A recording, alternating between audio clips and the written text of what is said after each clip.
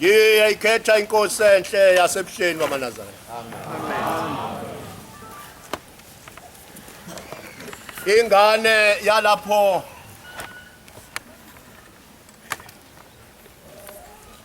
kuphilwa khona nciki indlala ijwayele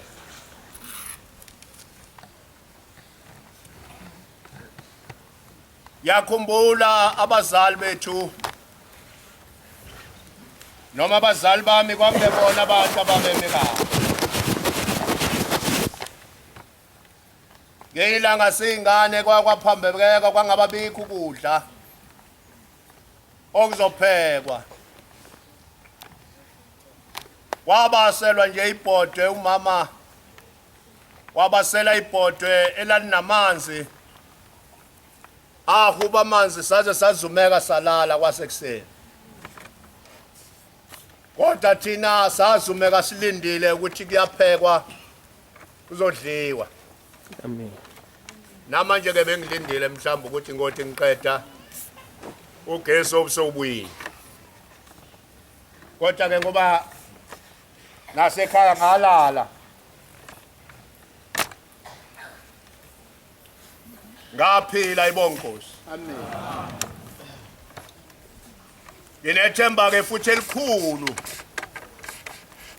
njengoba ngithunywe uJehova wangidalayo ukuthi uzokwazi ukungigcina lelizwi lami libe khona balizwe abantu bonke.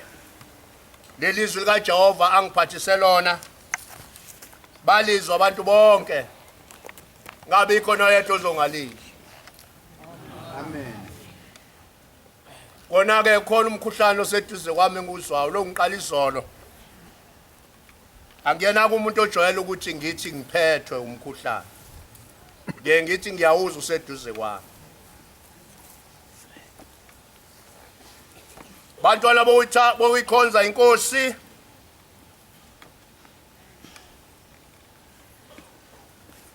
ngike ngasebenza efemini enza amaswidi uyazi umfundisi uMdletshe ngangamuhle ekhuluma ngayo lonto ya. Ngike ngasebenza efemini yamaswidi ebeyakha noshokoledi.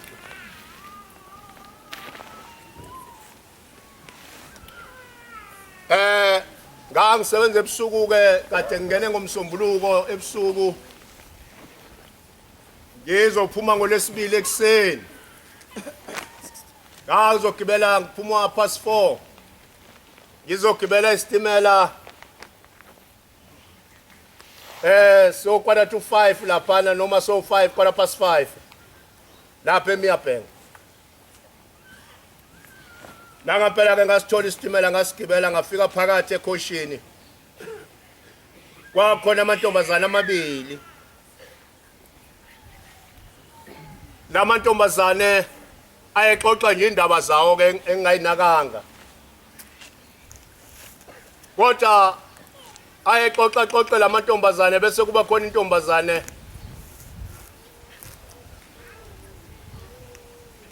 ezwiphunga lika chocolate yasithi awazi wanokushokoleni nganukela ushokoleni. Hayi sihamba isitimela yalibeleselele ngendaba ixoxisa indaba yasibuye ikali isikhali lentombazane yaphinde yasho futhi hey wazwani ukushokoleni. Mina ngangithi uma ngabe ngiqeda umsebenzi sihambe siyobhava ngamanzi afudumele kanye nensipho nje sigeze kakhulu. Wathi kokugcina intombazane isho kwesithathu yasathi hawu Nkosi yami wazwa nginukela kamnandi ushokoleni.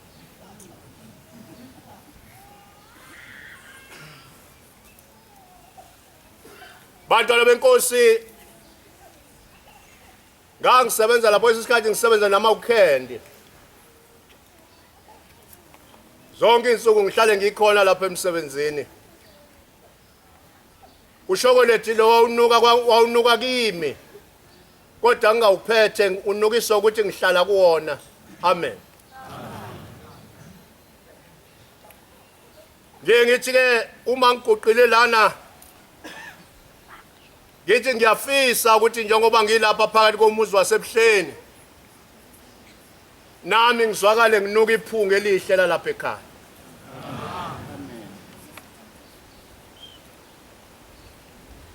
Ungathi kini nginuka elinye iphunga wena unuka elinye iphunga. Niyazwa we bantu bami. Wengane zakwethu. Yaxoza amadoda nabantu bami. Mase lapha phambi komnikazi akekho umuntu onomuntu la. Niyazwa manazala. Siphambi komnikazi la akekho umuntu onomuntu onengane lawo yonke indaba ekhona la ikumnikazi wayo. Kungako kufunala noma ngabe unikeza inkonzo lapha yesikhumbuzo yofakazi. Ngeke kubodwa udlala ngesikhathi ngemasalothi umshumayeli wami ubani, umfundisi wami ubani. Uchitha isikhathi ngoba uma sowulapha phambi komnikazi zonke izimvu ezikabani ezomnikazi. Ngeke ngibezwe abantu besho njalo bese umuntu alezihluphe umvangeli wami uNgcobo ungayibizela nje mawuthanda. Kodwa into engenamsebenzi.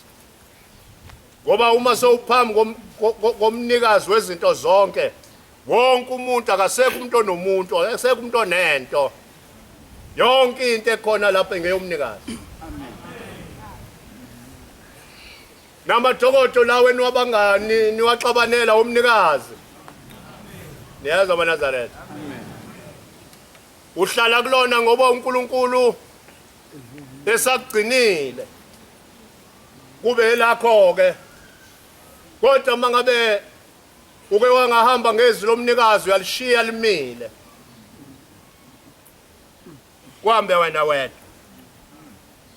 Noma kuhambe mina ngedwa. Ngiyafisa ke bantwana benkosi ukudlula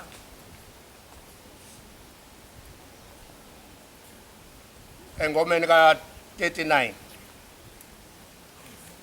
Mbonge uJehova uJehova mphefumulo wami yesenethuba yeda mbonge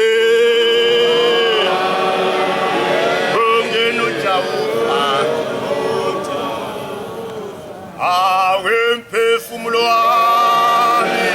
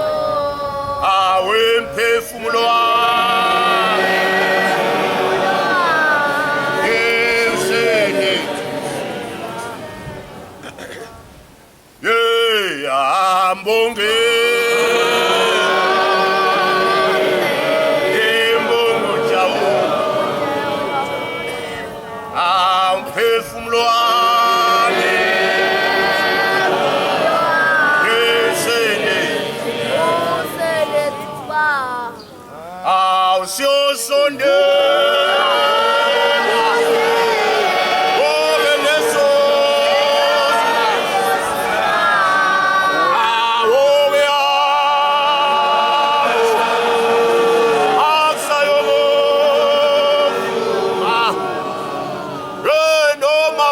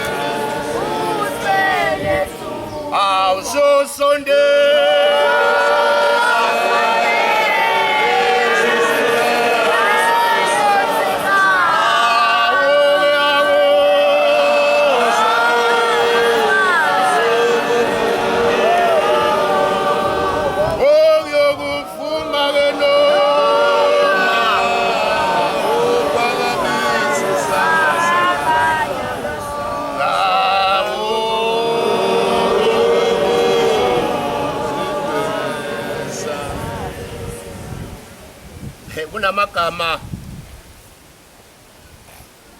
ngokuhamba kwesikhathi amagama ngiyakhumbula thina esiganiwe qale ngikhule nje abantu bebiza kuthiwa hayi uyise wabantu abamlo kwaqhamuka kwabuya kwadlula kwathi umyeni wami lawo magama benokuthula ibonkosi abenokuthula nje nesizotha kuhlale kwahlala ke sikhula sikhona emhlabeni kwafika igama elithi indoda yami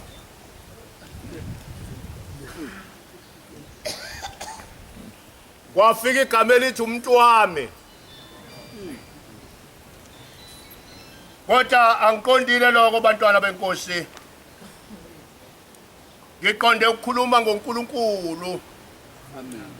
osidalile odinga ukwesatshwa ngesikhathi so nalapha encwadini zakhe uyayaleza ukuthi uJehova ufuna lesatshwe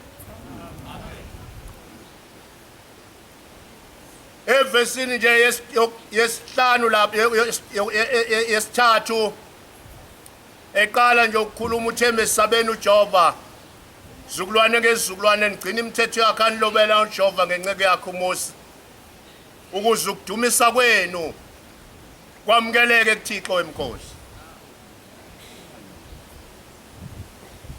kodwa exwayisa ngokwesaba kuqala engathi uNkulunkulu angasipha abantwana benkosi ukumesaba njalo njalo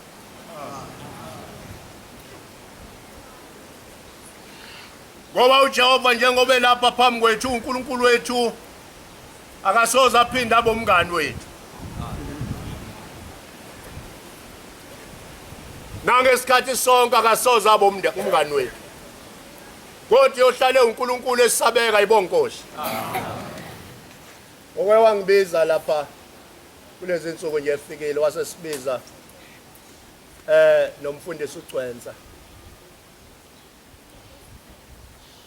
ngoba bengibizwa ngesikhathi esekulethe ngesaba ngaso ngazi ukuthi ngaso uma ubizwa ngalesikhathi usuku uyobizwa ngamaphutho wenzile bengihamba ngisho Nkosi yami kodwa kazi kube sengoneni kodwa ngabona manje ngathi kungenzeka kube ilokuya kungenzeka kube ilokuya ngoba awujwayele kwesisikhathi ukuthi utshane into ongayazi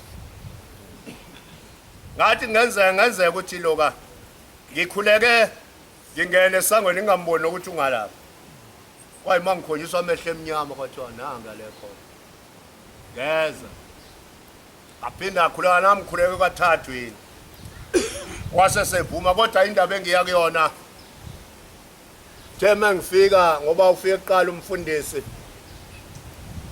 wase sethi nginendoda engibalekelayo la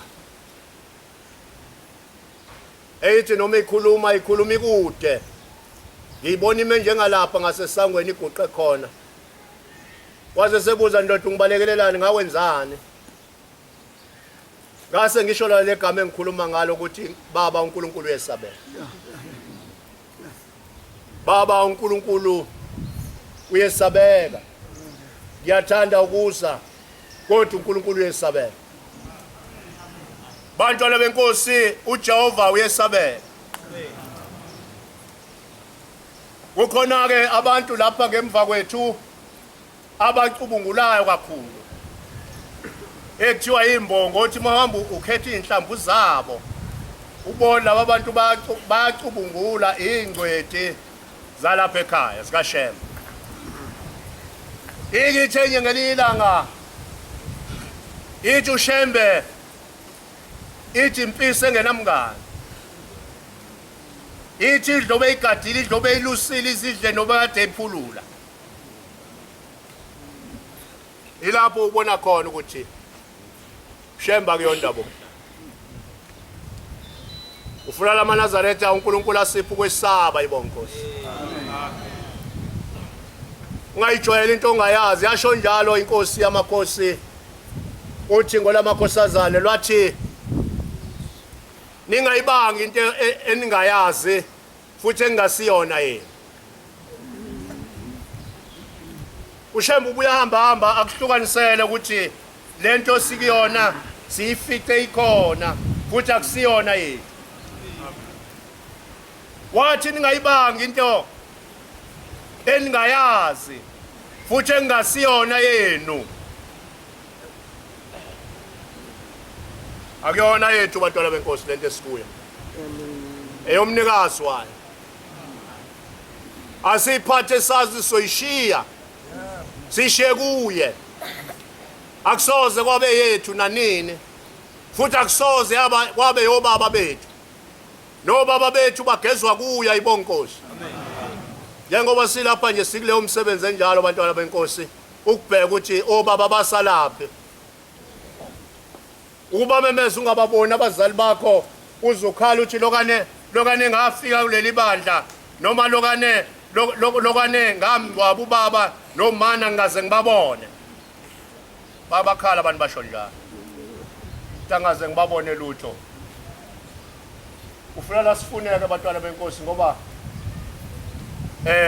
bona abantu ayibonkosi bayona abantu emhlabeni abanye bafika kukhona izilwane zizihambele emagcakeni nje bayithatha babulala ngazo abantu wawazi ukuthi imfene ingalandwa lapha emaweni ibuye izogitshela umuntu agijime ngayo imizi yabantu ucabanga ukuthi leyo mfene masithola amandla yayokhuluma phambi kwaNkulunkulu ithi mina ngangcoliswa usibani bani ungakwazi ukuphuma wena ubizwa abantu bakini uphuma uze lapha ekhaya uzoba umnomzane umele izinto zalapha ekhaya waqilaza isilwane wagibela isilwane esingagitshela abazali bethu bagibela imfene yezwa bafowethu ngakho-ke kufunala umuntu maye lapha phakathi kwale nkonzo noma phakathi kwalo muzi anaka indaba yokuthi uyise wafe egibelani uyise wafe laphi uyise wenzani emhlabeni uzojula kube manzi ufuna ukushaya abantu ushaya nozalo uthi ubaba wengathakathi wawuphi wena wengakuthakathelani ekuzalo angithi weqotha kamfowabo ubukele wena ngala itemi namhlanje mase seboshiwe uyihlo uthwe engenzi lutho lube lukutshela umndeni ithi lo ngake ngafika ngeyilanga lapha ezansi ekhaya lomphefumulo kukhuluma intombazana ithi intombazane njengoba ngilapha nje ngithunyiwe lapha ezansi ekhaya lomphefumulo yazi ukuthi angingayikhulumi lo lapha ekhaya lomphefumulo inkonzo engayifica khona ngafica inkonzo ethi khuluma wena ukuthi njengoba ulana nje ukhishwe yini kini ithi intombazane njengoba ngilana nje ngikhishwe ukhokho wathi angize lapha ngizomcelela intethelelo ngoba ngawuqeda umndeni wena uyafika ukuthi uyihlo nonyoko engathakathi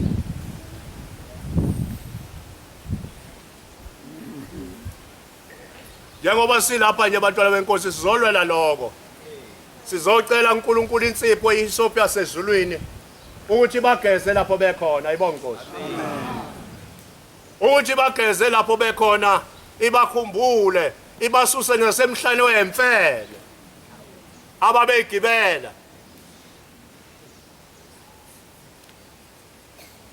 bagezwe babuye bazosibona silapha la sikhona ngoba mhlambe iyona le ndaba eyenza ukuthi ngithi ngifake ingubo emhlophe ngibe ngigange esontweni mhlambe iyona le ndaba engithi ngifake ingubo emhlophe ngibe ngayibheki impahla zabantu esontweni ngitshontsha kuma njena nje bakhona abantu njalo bengithe bengithe ngikhuluma la ngathi ngizocela nini enizowakha amadokodo niwashiya amaphara. Abantu abazowakha amadokodo nizobafica ngaphakathi esontweni. Amen. Ngoba mangabe nibathathile laba bantu enibaletha la anibe lisabaphindisa.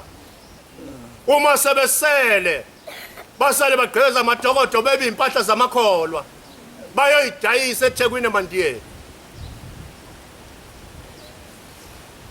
Nibashiya abantu abangakholwa, umisa umuntu ongakholwa eze la esontweni siza sodwa ngithi akekho manje. Uma sekumhlangano basuke sebebizwe ubani.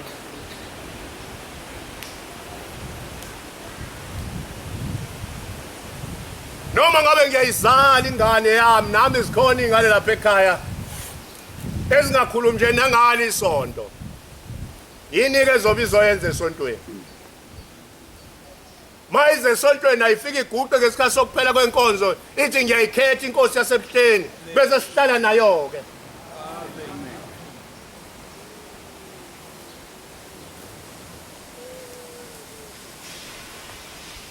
uNkulunkulu asisize abantwana benkosi.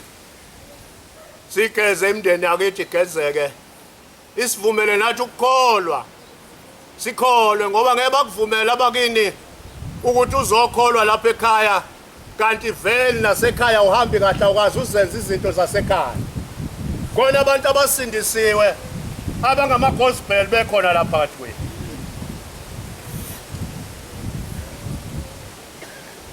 Ongaze ngakhala ngisho iqhude lenkukhu elinqume emqaleni.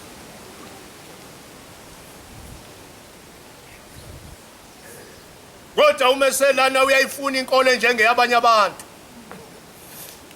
Uyafuna izinto zakhe ihambe kahle. Bantwana benkosi inkonzo yakhothanyelwa ukukholwa kwalapha ekhaya kuyakhonzwa yibonga inkosi. Amen. Ukukholwa kwalapha ekhaya kuyakhonzwa. Akuyi ngakuhlakanipha, akuyi nakini ukuthi kurishi kini kume kahle. Ayina ngokuthi ufundile esikoleni wagogoda. Kodwa indaba yenkonzo yalapha ekhaya inesizotho inenhlonipho, ifuna inhlonipho phakathi ayibonga inkosi. Ifuna nokuyifuna ukuthi njengoba ulapha nje uvelaphi. Futhi njengoba uvelaphi nje uyaphi. Ayisifuni sidididi. Thanda zokulala iverse 30. Thanda zokulala iverse 30. Konzo la ikhaya abantwana benkosi. Ifuna umuntu oyinikele. Sho njalo uJesu Kristu ngeyilanga. Uthi khona umuntu mefuna ukuza emva kwami angilandele, ithi makayidele eqali bese thabatha isiphambano sakhe engilandele. Uma umuntu efuna ukulandela uNkulunkulu uyayidela eqali abophe imithwalo yakhe yonke ngabe yanani kodwa abophe nenhliziyo yakhe ukuba amthande uNkulunkulu ngenhliziyo yakhe nangawo kumphefumulo wakhe. Asikhumbule uNkulunkulu bantwana benkosi. Njengoba siguqe lapha nje sibe usizo nasemuva la siphuma khona ayibonga inkosi. Sibe usizo nasemuva uyibuza ukuthi konje ngeke ngabanikelela nobani. Njengoba lapha kodwa ngagcina nini ukunikelela abazali bami. Abantu abanye bahlala lapha ekhaya abanikeli noma sekunikelwa abasebenzi noma sekuyasetshenzwa lapho khona ke sengasafuneki imali sekufunala uyinikele wena inkobo lwakhe abantu bangakwenzi lo. Umuntu azohlala akhihlike bantwana benkosi lapha ekhaya umuntu uyayinikela uthi ushemba abathanda ukumlandela mabayidela. Njengoba silapha nje ngoba sidelile ayibonga inkosi. Ake nifunde. Ayinifunde le ndaba eshiyo ushembe.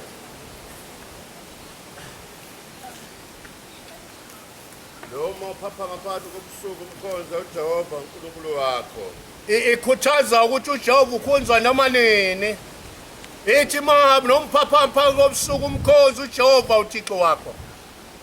Ukhonza ukunakekela nangokukhuthalela izwi mkhonze ngokunakekela nangokukhuthala ukhuthalelizwe. Yazi kukhona umuntu ethe kholwa abengenandaba edabuzela noma ngafika nini esontweni indavundavu nje noma ngamenyezwe esontweni kuthiwa kuyosetshenzwa akayi uba nje iwashing ngoba indavundavu. Nangokwesaba Mubu umuntu odavuzayo esontweni ohambweni lakhe lonke umuntu adavuze umtholja kukho lekhuthele khona nalapho kukhona khona izefungo akazuya ngoba indavundavu. Nalo umuntu madoda oshayo ngaphakathi ayibonkosi. Nalo umuntu oshayo ngaphakathi ashe ngoNkulunkulu ayihlupha zindle ngaye noma ephaphama azindle ngoNkulunkulu. Kwela abantu abangenandaba ukusa nokuhlwa nobumnyama nokukhanya kuyayifanela. Funda uthena ngokumesaba mfowethu. nangokwesaba uJehova uNkulunkulu wakho ekukhulekeni kwakho yendlale kahle inhliziyo yakho. Kufunana noma ukhuleka kuyendlale kahle inhliziyo yakho. Ungakhuleki njengomlomo ungasuthi uthini, Ungalokothi ukhuleke ngomlomo ungazi ukuthi uthini futhi ungazi ukuthi ukhuluma nobani. futhi ungazi ukuthi ukhuluma nobani athi lizophinda futhi leli gama. Khuleka ngokwesaba uNkulunkulu Ba wakho. ukhuleka yonke into oyenzayo phakathi kwebandla uyenze ngokwesaba ibongozi. Ngiyabonga. Njengoba silapha nje sokwesaba ibongozi. Amen. Ngoba kukhona osabekayo phambi kwethu. Ngoba le ndawo esikuyo iyesabeka. Kungakho zonke izinto masizenza kufanele sisenze ngokwesaba. Yinhle kangaka Nkosi yethu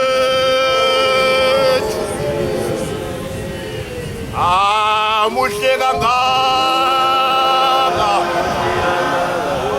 Nkosi makade yinhle kangaka Inkosi yethu muhle kangaka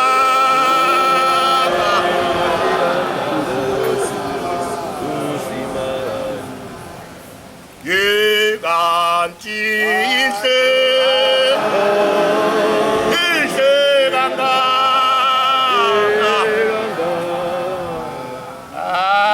Inkosi yamaNazaretha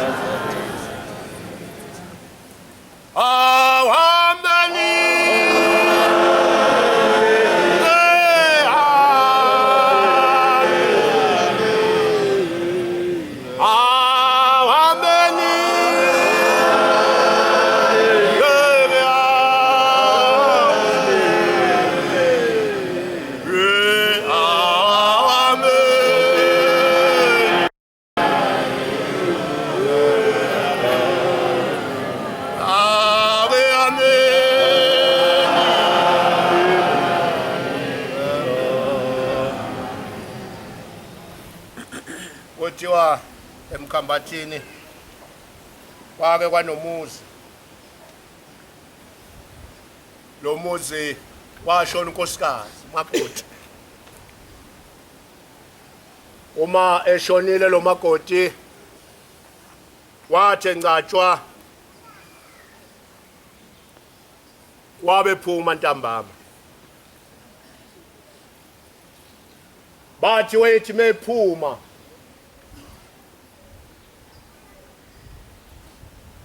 abantu bebhekile izikhathi eziphuma ngazo kwako 5 intambama.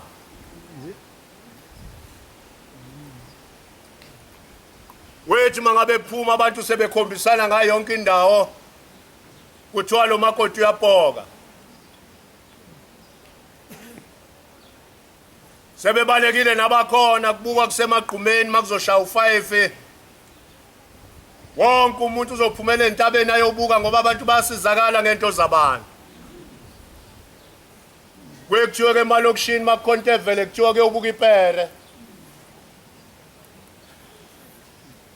Basizakala abantu ngento zabantu noma ngabe ibhlungu kanjani into ayiphendula umuntu ayenza umdlalo.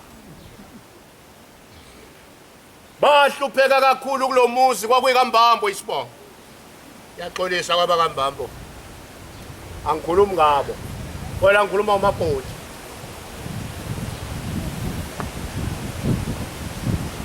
Njalo lo makoti aphume ngo-5 ayayongena endlini yakhe. Kwahamba lento ibahlupha abantu ngoba thina sinayo omunye udokotela abantwana benkosi. Kwase kuqhamuka yetho isihlobo salapha ekhaya ongumNazaretha. Wathi lento hambani oyibike enkosini yamaNazaretha.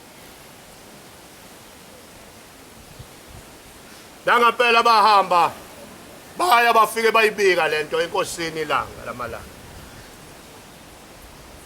Bani beyibika le ndaba.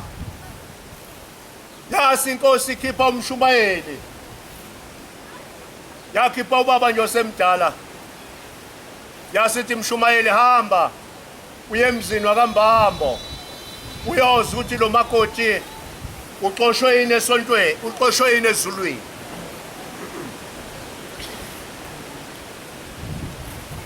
Nangampela bamthatha bakambambo bahamba naye lo baba. Waye wafika kambambo. Wacela ukubuza ukuthi iphi lendlu. Akathi mephuma ethuneni lo makoti bese sengena kuyo. Hayi bamkhombisa wasethi ngifuna ukungena khona endlini. Wafika lo mshumayeli wafika wahlala nomndeni wambamba abanye bebalekile bengafuni ukungena. Wancenga labo abangengena ngoba bafuna babofakazi ukuthi uShembe ukhona ibonga Nkosi. Amen. Washaya isikhathi sika-5 wase sephuma umakoti. Wezwakala ihlwele lapha zisho ithi hawa. Soke siboneke namhlanje futhi kubuye wafika netwayimbi ikhehla. Kanti abazi ukuthi ikhehla lamba noShembe ayibonga Nkosi. Simakhehla amahle. Tinamba noShembe ayibonga Nkosi. Kwake kwasho intombi ngelilanga ngiyilalele kodwa ingakhulumi nami. Ithi zinhle insizwa zasekuphakameni. Ithi zinhle ngisho emhlanje. Yayisho thina bafowethu. Amen. Sibahla ayibonga Nkosi. Amen. Ngani mangabe ifika lenkosikazi iphuma ngesikhathi sika-5 yase ifika ingene endlini yayo elawini layo yase idonsa isicephu phezulu lapha emgibeni yasisendlala phansi yasishaya phansi yasihlala.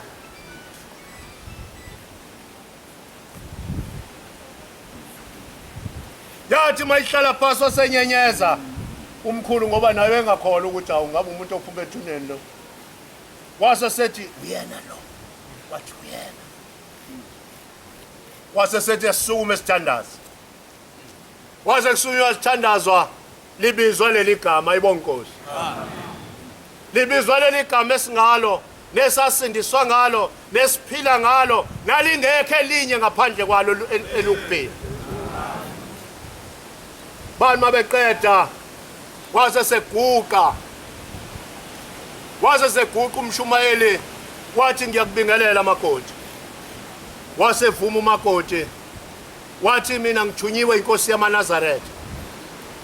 Kuwe makoti ithi angizobuza ukuthi uxoshwe yini ezulwini. Umeqala ke phendula nawe yizwa ukuthi ayikuthinti inlonda. Uyaguqa kumakoti. Umeqala ukukhuluma uthi silukana nomnakwethu.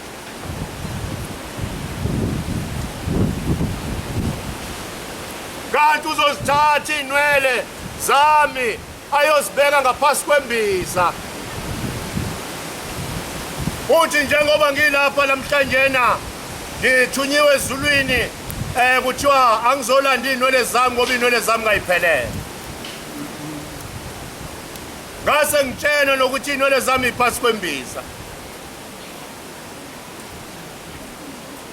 wajika wababheka umshumayeli wasetha kanje kobhekwa phasi kwembiza zafike zadonswa inwele ngaphasi kwembiza zisongwe ngephepha zingaphasi kwembiza waze seyithatha umshumayeli seyibuka inwele esezisonge seyinika umakoti wathi makoti thatha nazi inwele zakho ke ubuyele ezulwini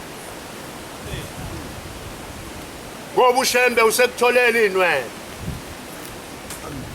yasukuma inkosikazi ayizange ivele iphelele emehlweni yasukuma yathi ngiyacela ningibongise kuShembe ningibongele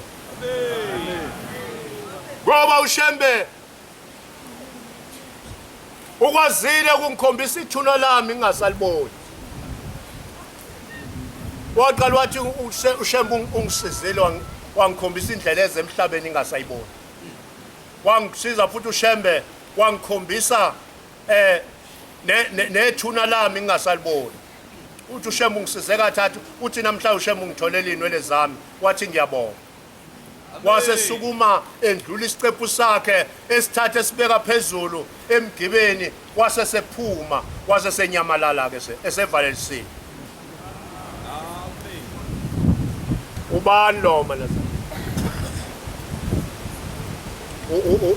ubani lona osibuthile umhle kangaka ibongosi ubani lo sibuthile emazweni akithi wasikhipha emntandaneni esiyibo sazoba abantu namhlanje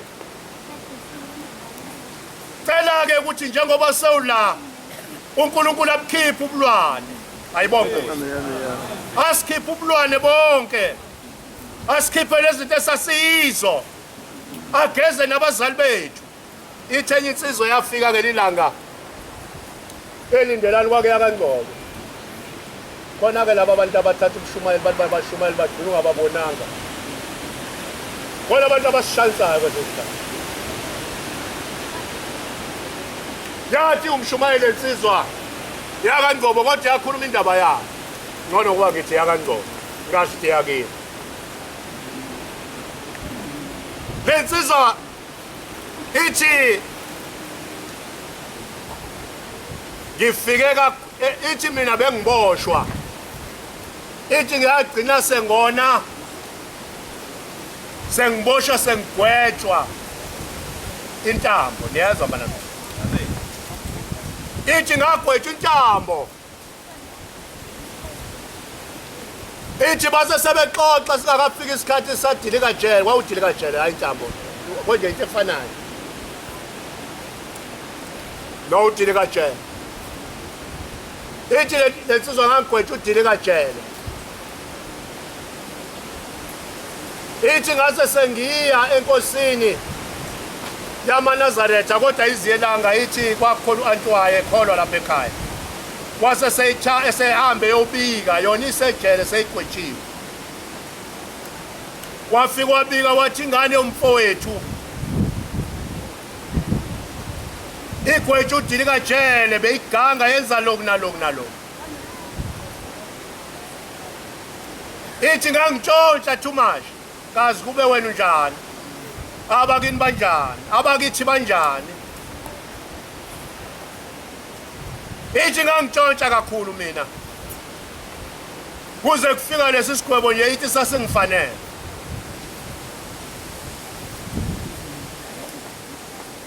uthi uAntu wasuka wayobika enkosini yamaNazaretha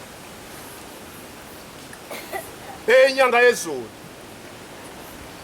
wathi mefika ebika ngizobika umntwana omne wethu ukhangile kakhulu sezwagwetshwa wagwetshwa udilika jele ithi inyanga yezulu mina ngimgweba u6 years bayaphikisana manje uthi uAntu walomfana ubothi inkosi ayizwa uthi cha Nkosi yamakhosi usegwetshiwe ugwetshwe udilika jele ithi inyanga yezulu mina ngimgweba u6 years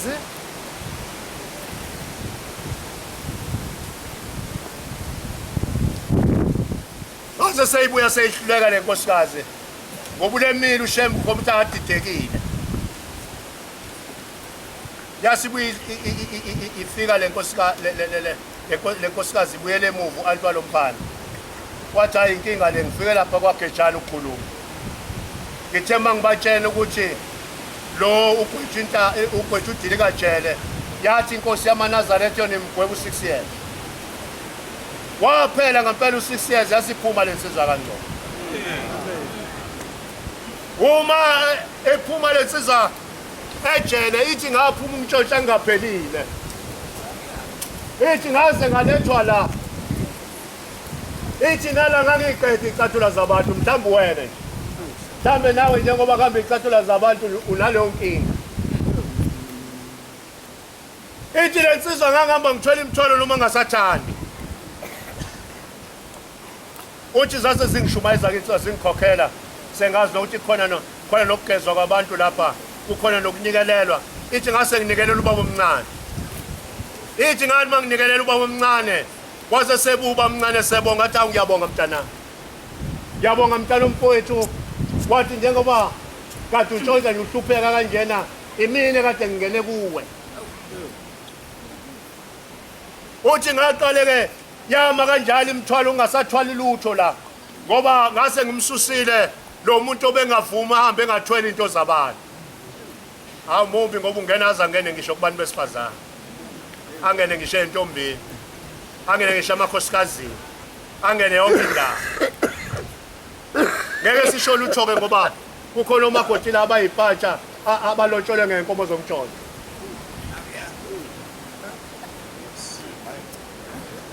umbone noma ehamba ahambe nkantuza ubothi silwane lesi vele salotsholwa ngenkomo ezimbi wensizwa ungalokothi noma uzohlaba noma uyolobola ulobole ngenkomo eyifika ebusuku ekhaya athi umuntu ngizokulethela ntambama inkomo ilethelwa ntambama mawufuna ukuhlaba hamba uyesibani samadoda emini sibuye nawe inkomo mawufuna ukolobola hamba uhambe uyolanda inkomo uzisekhweni lakho ngoba uzolobola umakoti olotshole ngenkomo zomtsholo umlethe lapha azohlala namanye amakhosikazi ahluphe ngoba unenkinga akalotsholwa ngenkomo zabo wamyeni wakhe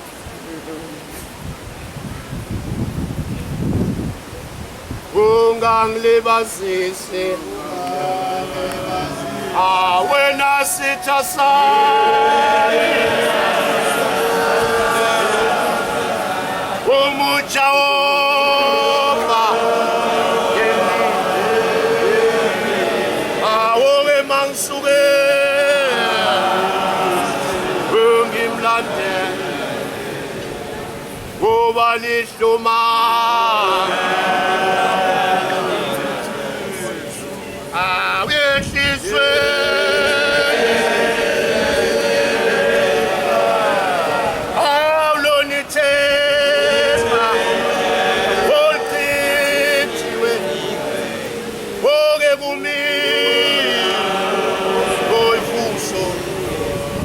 bafowethu isikhathi sihambile bengithi ngizokhuluma indaba ukuthi uJulayi usufikile ayibonga Nkosi bengithi ngizokhuluma ngokuthi wonke umuntu akashanele siyagudula manje kodwa sigudula umuzi kaThixo kuphela nawe gudula inhliziyo yakho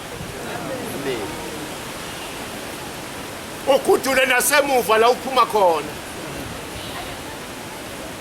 uyazi sengifikile nje la njengoba efikile nje abangcwele sengenga kwazomangalo kathiwa kukhona oseshaya umuntu la igcekeni la kuleli gceke abantu abakhona kunokuthula ngabatshena igama elilodwa ngathi lapha ekhaya makwashaya umuntu uchaza ukuthi iprocess yakho seyiphelile oboyilethe lapha ekhaya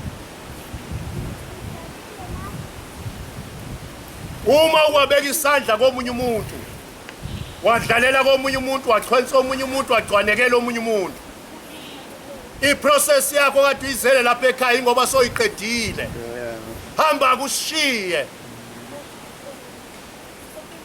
kusala abantu abasadinga ukuhlala lapha ekhaya namanje ngisasho bantwana benkosi njengoba silapha siza kuJulayi angabikho umuntu ogcwanekela omuntu uzomphuca idokodo lakho uthe lakho Masilapha sihloniphane sihloniphe uNkulunkulu ayibonge Nkosi. Imthwalo esizoyithwala eza lapha ezodumisa uNkulunkulu ayibonge Nkosi. Kodwa singayithwala imthwalo yethu yeyinkinga zethu esiphuma nazo emakhaya. Kodwa sithwala imthwalo yokudumisa uThixo. Ngiyabonga abantwana benkosi. Ngithe ngiyabheka lapha ewashini ngabheka sekonakele. Ngixolise kwabangcwele, ngixolise emsebenzini omkhulu kaNkulunkulu. Ngoba umuntu othi mephethe inkonzo angalibheki iwashi. Umuzwe ethi hayi senongibamba. Ubanjelwane bheka iwashi. Hayi ke bantwana benkosi siyabonga. Nkosi buseni kuzwile. Litheke izwi lenkosi. Uyohlabelela umshumayeli uNgubane waseNtokozweni. Ahlabelele isihlabelelo sika 242. Nkosi yobusisa ukuphakama kwabangcwele.